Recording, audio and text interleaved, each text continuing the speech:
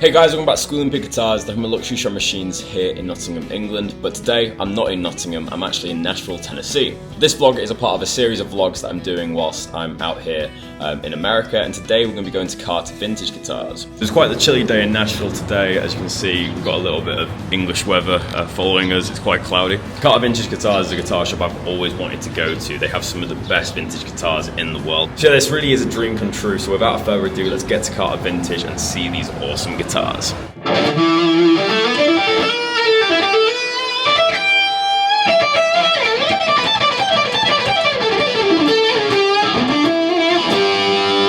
Well, that was crazy, but more on that later. Let's get to Carter Vintage Guitars.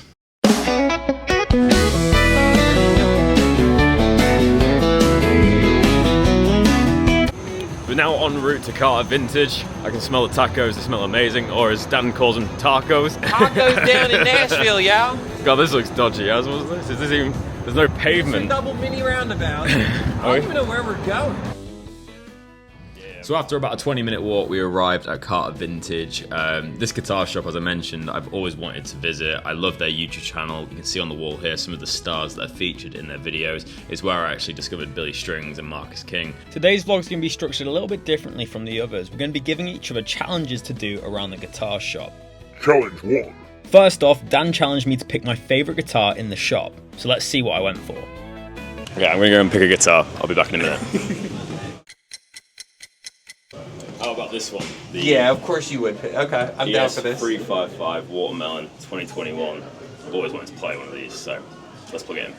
So after a few technical difficulties, every amp being noisy, we've finally found one that isn't. So we're using a deluxe amp from Fender. I've never used this amplifier in my life, but obviously the main kind of draw is the guitar. So we've got the Watermelon 2021 Murphy Lab 355. I have to say, I've always wanted to try one of these. I've seen these on Carter Vintage, obviously, and Norm's Rare Guitars, and they're a beautiful looking guitar.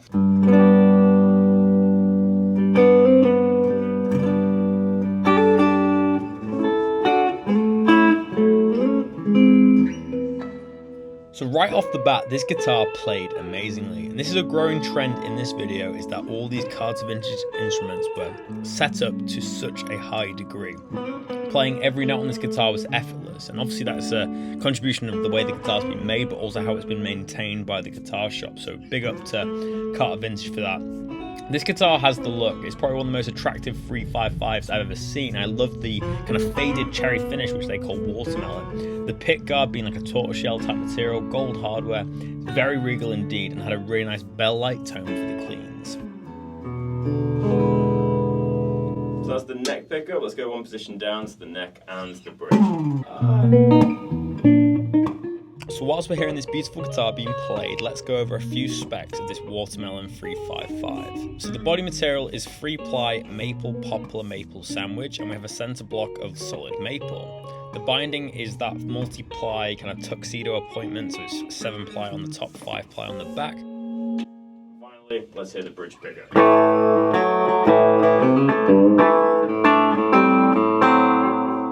Then our neck is solid mahogany with an authentic 59 medium C profile with a 24.75 inch scale length.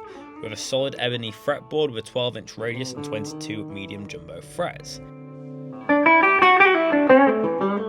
It's a true and historically accurate recreation of a Gibson 355 from 1959. So yeah, I want to buy this guitar, but unfortunately my wallet does not allow me. But if someone wants to buy me this guitar, then comment down below. And make that too.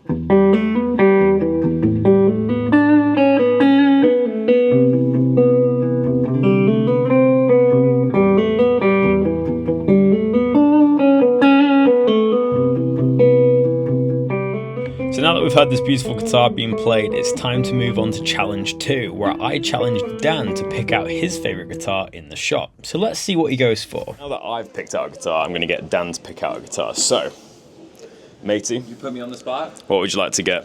Well, I was thinking, so I'm wearing a Fender shirt, so I feel like it's only fitting to pick a Gibson. No, I'm kidding. Whilst Dan was picking out his guitar, I decided to observe some of the amp rooms, and in this amp room there were so many awesome amplifiers. We had 2-Rock, Fender, Sir, some really vintage Fenders as well. This was the amp that I was using, the deluxe amp, but over there we also had a 2-Rock, which was pretty cool to see. So, me being the Strat guy, I have chose a Japanese, what year? 94 Japanese Strat. So, in my favorite color, Olympic white, white on white. You can never go wrong. Yeah, we were watching a band last night at a bar, I can't remember what it was called, but they had like a... Had one just like, like white. this.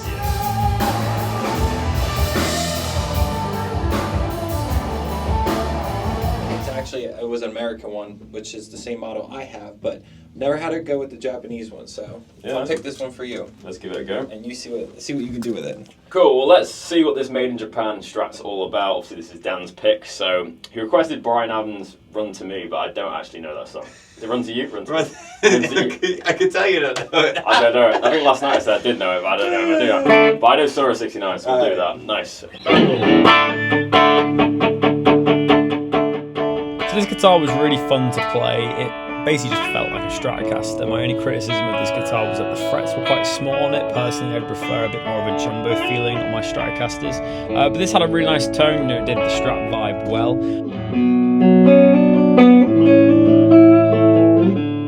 One of the main things I really liked about this guitar was how it looked. It had this slightly kind of creamed out white. It almost looked like it had a little bit of patina on it, and the headstock had a little bit of yellow with lacquer, which made it look really vintage and cool.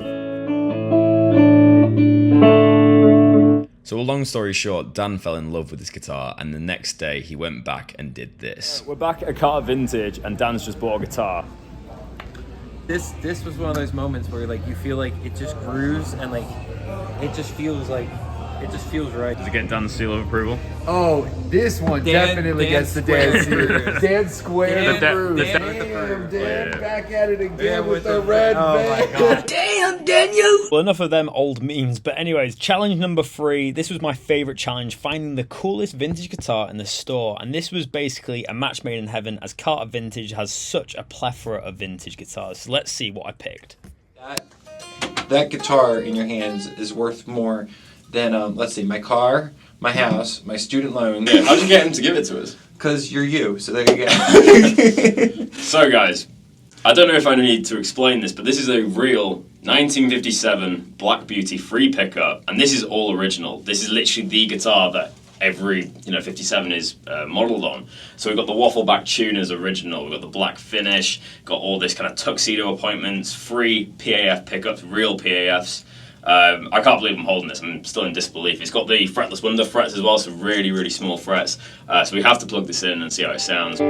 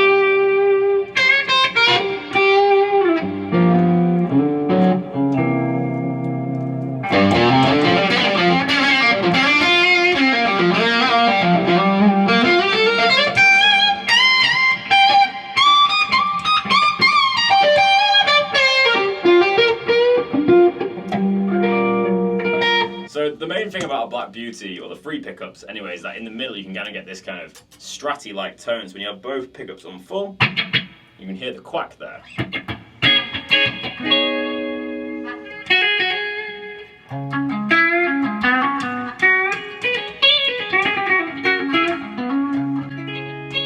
a kind of out of phase type tone that you got on the Peter Green.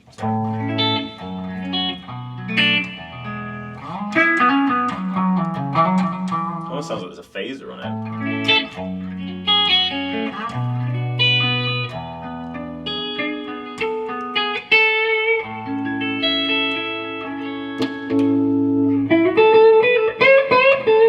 Obviously the frets are really small as they're worn down, but also these are the fretless wonder frets, so they're so flat.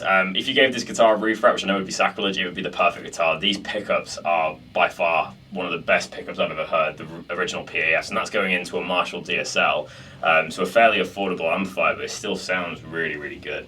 So yeah, that was an experience and a half, the 1957 free pickup Black Beauty.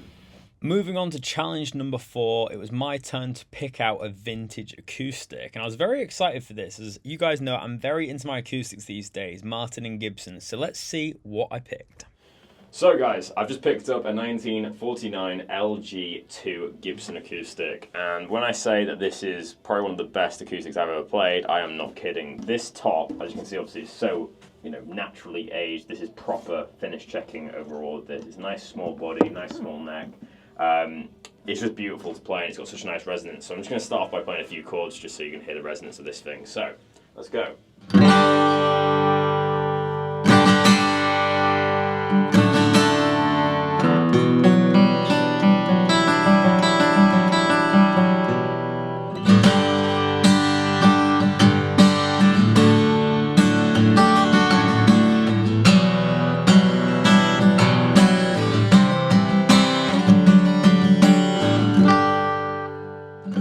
So I was very tempted by the guitar. If it wasn't such a vintage kind of masterpiece Gibson, I would have probably bought this guitar on the spot and taken it home with me, but I just couldn't risk putting it in the hole with it being so fragile and so aged.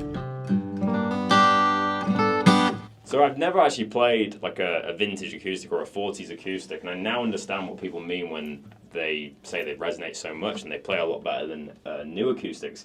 This has such an open voicing, and I can feel the whole guitar vibrating as I play, even with kind of more dainty fingerstyle stuff to sound great.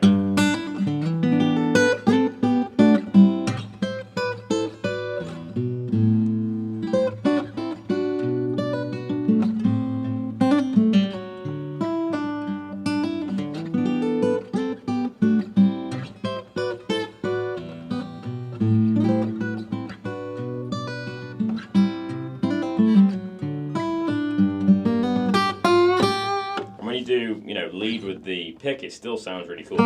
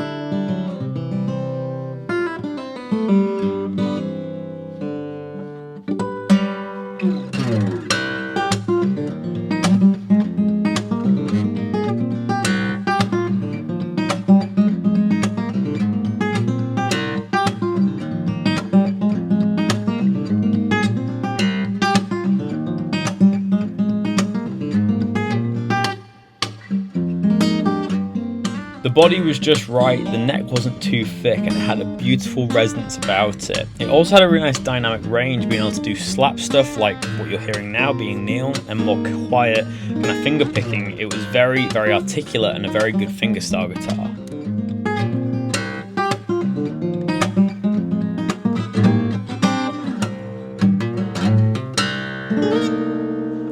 Wow, that's cool. Now time for challenge number 5. I challenged Dan to pick out a metal guitar. As far as EVHs go, this is like This is like the proper Wolfgang, like a stealth. Like I've been looking at stealths for a while, but to have one in with the kill switch, these strap jacks like Eddie had, like this is a properly equipped one. This thing's sick. Yeah. The thing I love with these two is like with the matte finish, any like, and this is gonna sound crazy, but like any, you know, sweat, wear, grime just gets all over it and it just adds such a different flavor, like look to the guitar. I love these things. This is badass. It's a straight drop. Can you do on chain?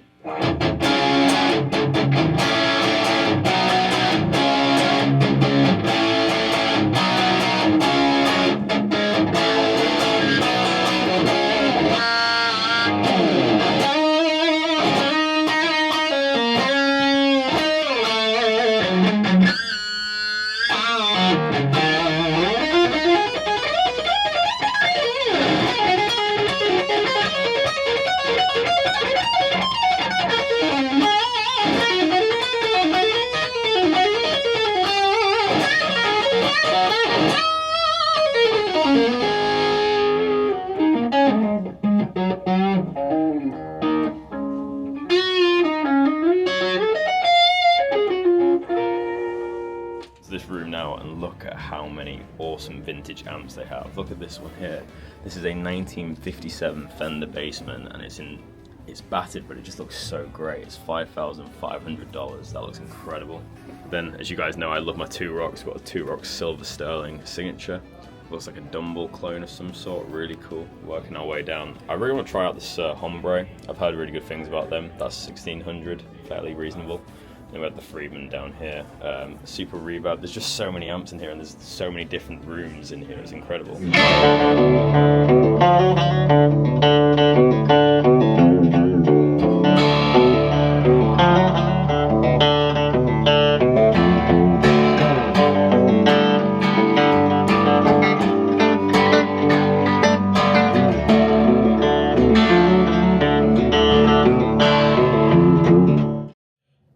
So guys, I'm back at the hotel room now. Had a really good time at Carter Vintage today. A big thank you to all the staff that helped us out and basically gave us free reign of all the stock. It really was a dream come true. I've been looking at Carter Vintage for years now, so it was a really cool experience. Go to check it out. But make sure to let us know in the comment section below which guitar was your favorite. I think my favorite one was probably the 57 Black Beauty, but the best acoustic I played was the LG2, which is the 1949. I honestly would have walked out with that guitar if I had the money.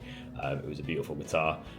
Also, I mean, taking it on the plane would probably be a bad decision as it would probably disintegrate. But yeah, that's the end of the vlog. If you're enjoying these vlogs, make sure to leave a like down below and hit the subscribe button if you're new. It really helps us increase engagement on these videos, which means bigger and better trips and guitars for you. But yeah, that's it for today. Thank you so much for watching, and that leaves me with one last thing to say.